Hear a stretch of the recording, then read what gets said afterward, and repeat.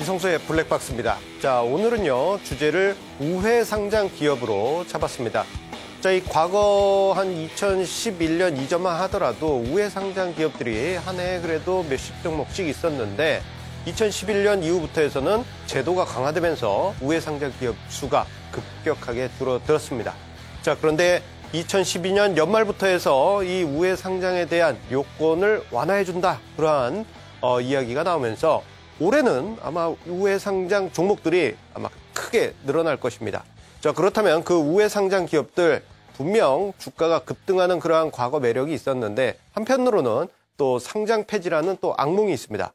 자, 그러면 그 우회 상장의 파무 파탈, 그 우회 상장이 무엇이고 무엇을 주의해야 되는지 그 부분을 이야기 드리도록 하겠습니다.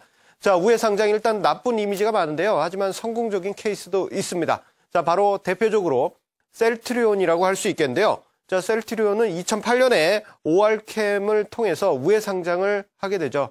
자, 이 코스닥 시장에 우회 상장한 이후에 성장성이 부각이 되면서 주가가 급등을 했고 지금은 코스닥 시장의 시가총액 1위 자리를 고수하고 있는 그러한 기업이라고 볼 수 있겠습니다. 자, 이 상장 요건이 미흡해가지고 코스닥 시장에 상장을 못했었는데 우회 상장이라는 제도를 통해서 성공적으로 상장에 안착했었던 것이죠. 하지만 이렇게 좋은 케이스만 있는 것은 아닙니다. 나쁜 일들도 많이 있는데요. 그러한 일들 어떻게 발생한지 이야기를 드리도록 하겠습니다. 자, 첫 번째로는요, 우회 상장의 나쁜 케이스입니다. 자, 이 우회 상장에는 여러 가지 방법이 있는데 가장 대표적인 게 상장회사하고 비상장회사가 서로 합병하는 것입니다. 자, 그런데 이 과정에서요, 비상장회사가 자기들 회사가 아주 잘났다, 뭐 자산 가치도 크고 성장성도 있고 그러니까 가치를 크게 평가를 하는 뻥튀기를 합니다. 자, 그러다 보면은 합병한 이후에 좀 문제가 발생되게 됩니다. 이 여러 가지 부실이 다시 불거지거나 분식회계가 이 과정에서 들어가면서 나쁜 일, 즉 부실이 다시 드러나면서 이 상장 폐지되는 그러한 나쁜 상황이 발생되게 됩니다. 그렇게 될 경우에는 개인 투자자분들 입장에서는 큰 피해를 입게 되죠. 이렇게 비상장 기업의 이 과대평가 이런 부분이 문제가 되고요.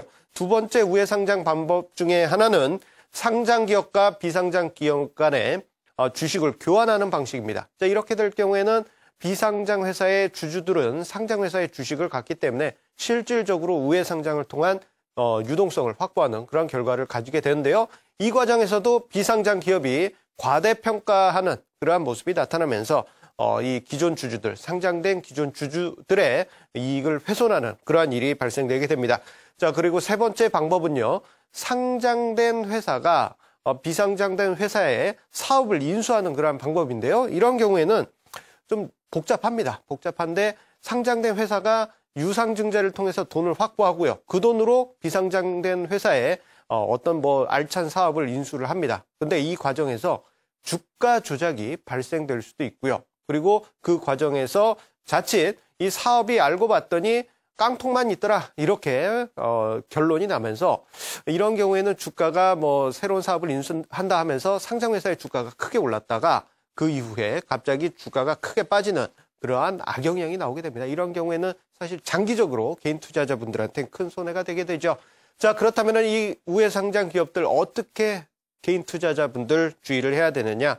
자, 좀 일단 경고성 부분을 이야기를 드리도록 하겠습니다. 자, 2006년부터 해서요, 2010년까지 사실 2006년부터 해서 제도가 1차적으로 강화되고 2011년에 아주 강화가 됐는데 1차 강화되었던 2006년에서 2010년 사이에 우회 상장했던 기업들이 대략 한 130여 개 되는데 그중에 상장 폐지가 된 게 한 30% 가까이 됩니다. 자, 그렇다면 우회 상장된 기업들 건들기만 하면은 상장 폐지될 확률이 30%가 된다라는 점 우리가 투자에 유의를 하시는 것이 필요하겠고요. 그거 아니더라도 우회 상장에 어떤 조짐이 있는 회사들 같은 경우에는 주가 조작 가능성도 높습니다. 자, 앞서서 세 번째 케이스가 그러한 방법이라고 말씀드렸죠. 이 상장된 기업이 주가를 끌어올려서 고평가된 상태에서 유상증자를 하기 때문에 자칫 그 주가 조작도 의심이 되게 됩니다. 따라서 이런 부분 유의를 하시면서요.